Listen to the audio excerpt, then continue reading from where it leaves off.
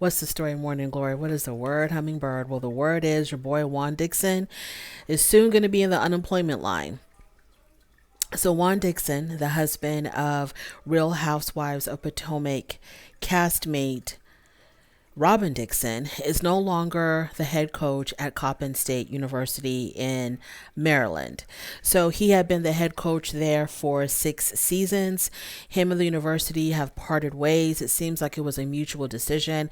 It's not like he was terminated or anything like that. They have just parted ways. I don't know if it's because of the record for the team. I don't know if it was a winning record or a losing record. It looks like it was a losing record because of the stats that I saw, that he averaged 51 to 131 the whole time that he was there at Coppin State. And to me, that comes out to 51 wins and 131 losses. I'm not sure. I'm not a sports person, obviously, but it seemed like maybe their record wasn't that great, and that's why they have parted ways after 6 seasons.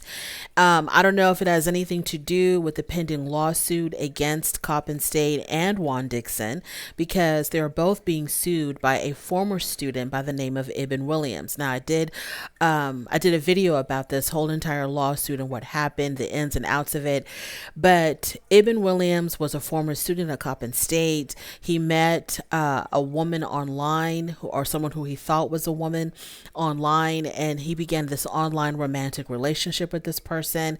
This person, I guess, during the course of this online relationship, things got hot and heavy between them. Pictures were sent from Ibn Williams to this person online.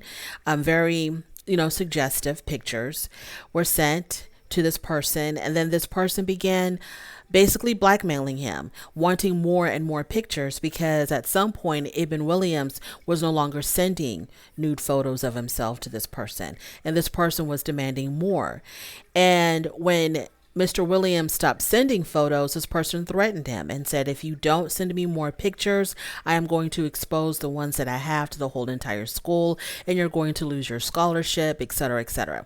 So he started sending more pictures, and then he runs into Lucian Brownlee. Now, when him and Lucian Brownlee first realized that they had this same person in common, this online female, they were both students. I think they both played for the basketball team. And so Brownlee, somehow or another, these two students found out that they were dealing with the same online female, and this online female was blackmailing both of them, because Lucian Brownlee comes out and says, hey, there's this female that I met online, and she wants all these pictures from me, and she's threatening me. And so I guess Ibn Williams felt like he had found a friend that he could bond with, because they're both being victimized by the same person.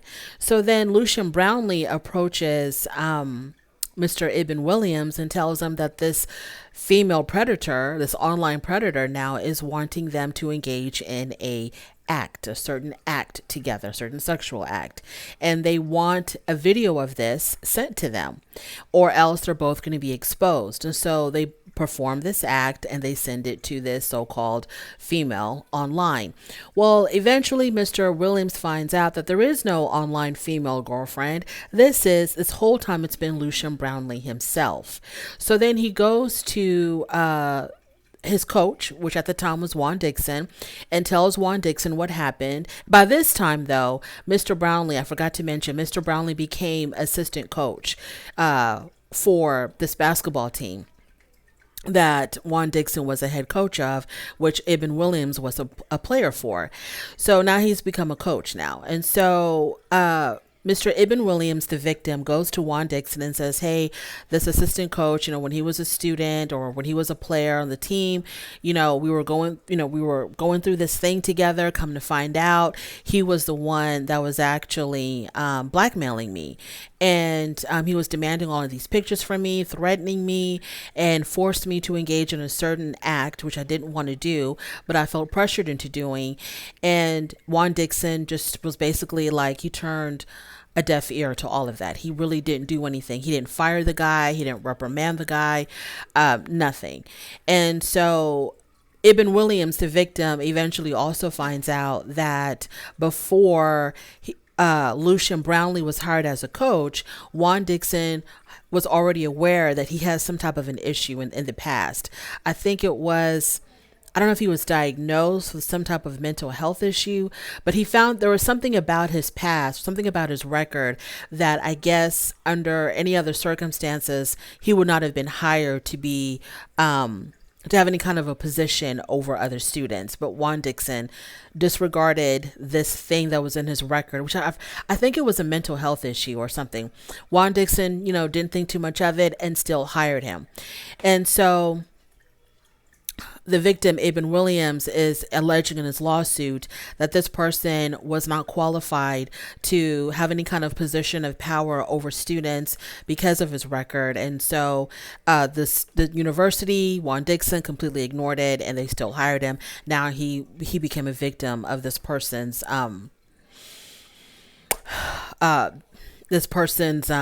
evil intent or whatever. So I'm wondering if the reason why these people are parting ways is also because of this lawsuit. I wonder if the university somehow pressured Juan Dixon into walking away, or else they were going to terminate him. And then Juan Dixon decided to just walk away and leave. It's just too coincidental that it's just so much going on with the Dixon family. Juan gets exposed for this affair that he had on Robin, and then this alleged affair that he had on Robin, because according to Juan Dixon, there was no any type of physical contact between him and the woman at the hotel, the woman who, he paid for her room. There was no physical contact, so there was nothing going on there, and Robin believes her husband. So this alleged affair, and then the lawsuit, and the show. It's just a lot going on with the Dixon family. There was a lot of jokes on Twitter saying that, well, now that Juan is out of a job, he's going to have plenty of time to show up for the Real Housewives of Potomac events and reunions. We shall see. Moving on to Michael Irvin. So Michael Irvin, I feel like, has had a pretty things that are kind of like looking to be in his favor, because the video was finally released by the Marriott Hotel, and it shows the encounter between Michael Irvin and the lady that is who alleged that he had touched her inappropriately and had said some very inappropriate things to her that made her feel uncomfortable. And so because of her allegations against Michael Irvin, this was around Super Bowl week, Michael Irvin ended up losing all of his Super Bowl gigs, because the Marriott Hotel, after she had made a formal complaint to them, they got in touch with the NFL and told the NFL that Michael Irvin had done something inappropriate with one of their staffers, and he ended up losing his gigs. Okay, so now he filed a lawsuit against the Marriott Hotel because of him losing his income, and also suing because of these false allegations against him, and he's suing them for $100 million. And they had not even shown him the tape. When they fired him, when the NFL fired him, when this woman made these allegations against, they never even showed him the surveillance video. So they had to file a motion with the court, and the court had to compel the hotel to release the surveillance video, which they, for whatever reason, were not wanting to release. So they finally released the video, and it was Michael Irvin's attorney who held a press conference to show the video. So that the video was going to be in Michael Irvin's favor. And from what I saw of the video, it definitely was in his favor, because it shows this conversation going on. So you see the two of them in the lobby, and they're talking, and throughout their whole entire encounter, you do not see Michael, because the woman is also alleging that Michael Irvin would not let her walk away when she wanted to walk away from him.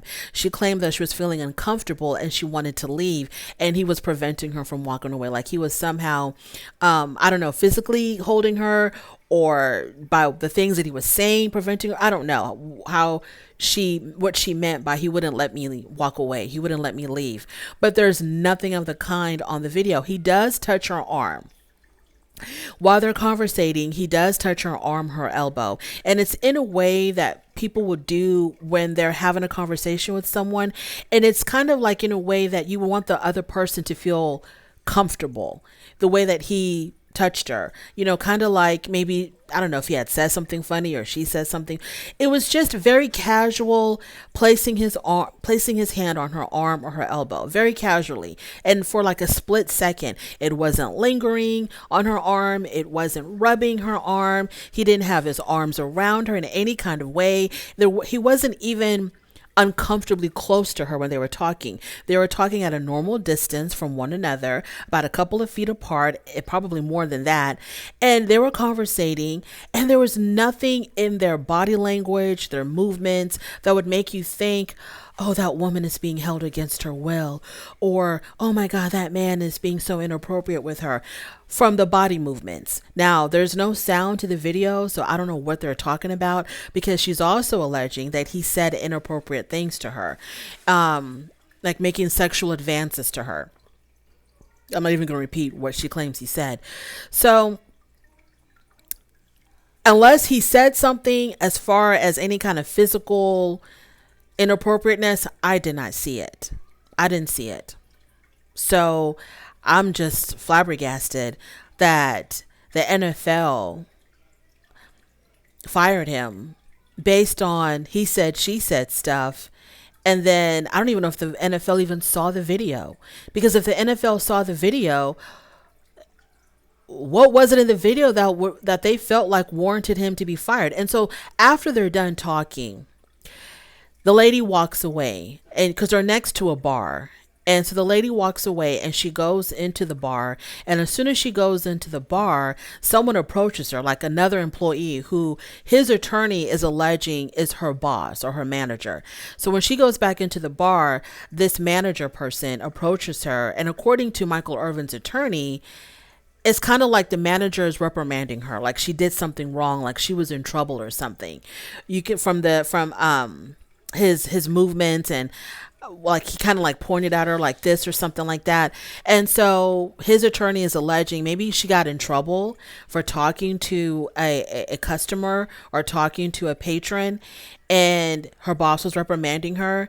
And so in order to avoid any kind of repercussion at work, she made up this elaborate story about how Michael Irvin said something inappropriate, made me feel uncomfortable, wouldn't let me leave.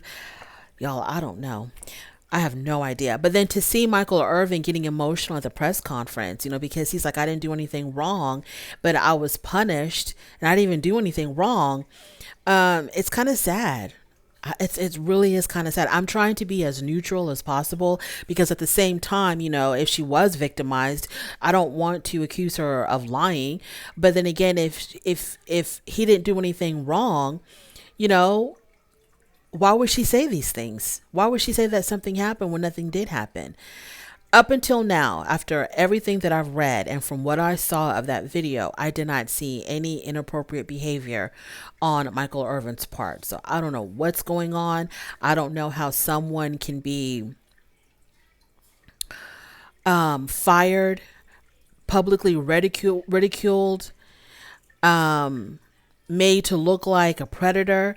I don't know how that can happen just based on someone saying something when there's nothing to back it up. There's no proof of it.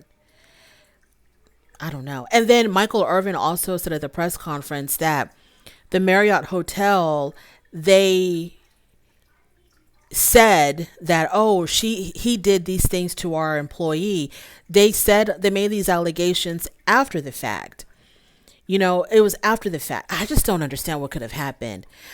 Why would she, if she lied, why would she lie? If she didn't lie, where is the proof of the things that she's saying? And also, she's alleging that, she's saying that, not even her, but people that worked there, I think one of her, I don't know if it was I don't know, I have no idea what capacity. I'm thinking she worked at the bar. So one of her co-workers who was nearby, because you do see two men who are near her and Michael Irvin that work at the Marriott. So in her complaint, she alleges that, or in her response to his lawsuit, she alleges that she told her co-worker what happened between her and Michael Irvin. The co-worker confirms that she did seem very distraught after she spoke with Michael Irvin. After her conversation with Michael, she seemed really distraught, like something bad had happened. I don't know.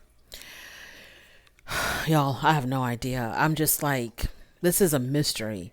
This is really, really a mystery. And these type of things obviously don't happen in front of a whole bunch of people. You know, when someone is being sexually harassed, it doesn't happen in front of a lot of people. It doesn't happen, you know, out in the open. These things are usually done, you know, covertly. And so, of course, in a lot of these cases, it is a he said, she said type of thing. But this was in an open area. I don't know, y'all. I don't know what happened. I have no idea. But so far, I don't see what Michael Irvin did wrong from what I could see in that video, unless they have sound that I haven't heard yet and he said something inappropriate. Moving on to Tiger Woods. So, as we talked about earlier, Tiger Woods' ex-girlfriend, Erica Herman, is suing him for $30 million because he locked her out of his multi-million-dollar mansion that they shared together up until recently. And she claims that in her lawsuit, she's not suing Tiger Woods personally. Tiger Woods created a trust. And so this is the trust that she's suing. And she alleges in her lawsuit that the trust violated the Florida Residential Landlord-Tenant Act because she claims that her and Tiger Woods had an oral agreement that she was going to be living in that mansion for an X amount of years, and that lease agreement has not expired, and she still has 5 or 6 years left on this oral lease, and that he can't kick her out. He has to formally evict her. He can't just lock the doors on her. So Tiger Woods is claiming that we did not have a landlord tenancy type of agreement. We didn't have any kind of oral tenancy agreement. We were just boyfriend and girlfriend. We broke up. Now she's got to leave my home. Plain and simple. Erica Herman cites the Speak Out Act. Okay, so another thing is that the trustee of Tiger Woods' trust is asking the court to order Erica Herman to arbitrate her claims against the trust because that was what she agreed to in her non-disclosure agreement. In her non-disclosure agreement, any type of dispute that she may have has to be arbitrated. She can't just file a lawsuit and skip the arbitration process. So the trustee is saying that we have to go through arbitration to deal with any conflicts or issues that she has brought up. So they're waiting for the court to rule on that. And she's trying to say that the non-disclosure agreement should be null and void because she's a victim of sexual harassment and or assault. And you cannot use an NDA you cannot enforce an NDA if there is a victim of sexual harassment or assault. This is like very technical and it's very messy, and we shall see how that happens. But the point is, Tiger Woods is denying that there was any type of landlord-tenant relationship between her and his ex-girlfriend. He's like, she was not my tenant. She was my girlfriend, and we broke up. And when people break up, somebody has to move out. And I'm not moving out of my own house, so she's got to leave my house. Real quick, let's talk about Angela Bassett and the Oscars. So Angela Bassett, everybody's making a big deal about Angela Bassett's facial expression when Jamie Lee Curtis won the Oscar for Best Supporting Actress.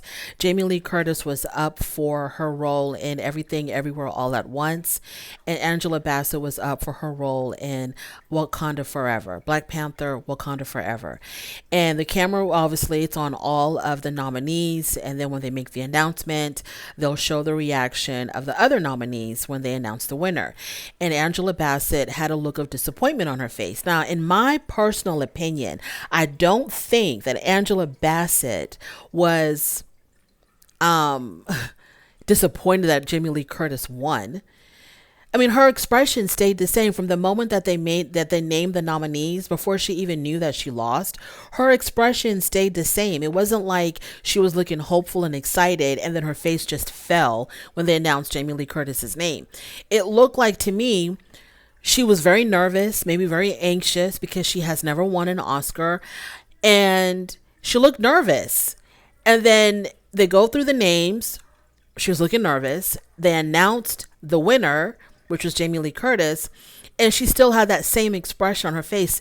I don't think that she was throwing, Angela Bassett is too classy of a woman to show any kind to look like a sore loser, knowing that the cameras are on her. She's just too classy of a woman to do anything like that. It was on a look of disappointment. And if she was disappointed, she was probably disappointed in herself. I just don't see someone who's grown, sophisticated, classy is gonna look disappointed because someone else won. She's probably just upset that she herself didn't win. And what's wrong with that? What's wrong with that? But to me, I don't think her expression changed at all. I don't think that she looked upset or mad. I just don't get it. I don't understand why they're coming for this woman. Angela Bassett ain't bothered nobody. Has never bothered anybody. She's done her work. She has worked hard. She has worked, not to say that Jamie Lee Curtis hasn't, but Angela Bassett has worked extremely hard. And I really hope that when she does win the Oscar, because I know it's coming, when she does win the Oscar, I hope that it's for a very worthy role, because I don't like it when someone has done really great work and they're not acknowledged for it. Then they do some BS movie and they win the Oscar for that because the Academy realizes, oh, we've overlooked this person for so many years. They were doing such great work in the past and we completely overlooked them. So now they're going to do this, Mickey Mouse movie. We'll give them the Oscar for that, just because, we've overlooked them in the past. So they do this Mickey Mouse movie and they win an Oscar for that. I don't want that to happen to Angela Bassett. If she wins an Oscar, I need her to win for, her bringing it. Like she's always brought it. But she's done some movies that, are maybe not Oscar worthy, but I need her to win an Oscar for her really, really, really bringing it. Not for her doing some Mickey Mouse movie or whatever, some Disney cartoon thing, and they give her an Oscar for that because they've overlooked her for her real work. Like when she was in Malcolm X and come on, Tina Turner. Really? Academy? Anyways, I'm through because I feel myself getting angry. Thank you so much for joining us. I really do appreciate it. On your way out, do not forget to rate the video. If you like this content, go ahead and subscribe and I will definitely talk to you later. Bye.